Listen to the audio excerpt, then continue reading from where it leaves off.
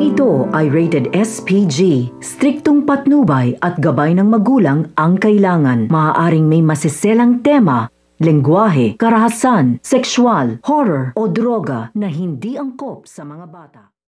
Hindi na nga nagugustuhan nito nila Cromwell at ni Lynette ang nangyayari kay Josa, kaya naman napag-usapan nga nila na kinakailangan tulungan nga nila itong si Josa at kumbinsihin na ibalik na nga ang baby na kinuha nito sa totoong nanay nito, dahil kapag hindi nga makukulong itong si Josa, hindi nakikinig itong si Josa, kaya naman dahil dito ay lumayo na nga lang ito. Subalit makalipas ang ilang araw, tanggap siya ng hindi magandang balita na tawag kung saan nga itong si Cromwell ay nabaril nga dahil na-hold up nga ang convenience store na kinakainan nga nito nila Lynette at nito ni Cromwell. Kaya naman pagsisisihan nga nito ni Josa ang kanyang pag-iwan kay Cromwell dahil na nga rin sa sinapit nga nito na posibilidad na may maalam.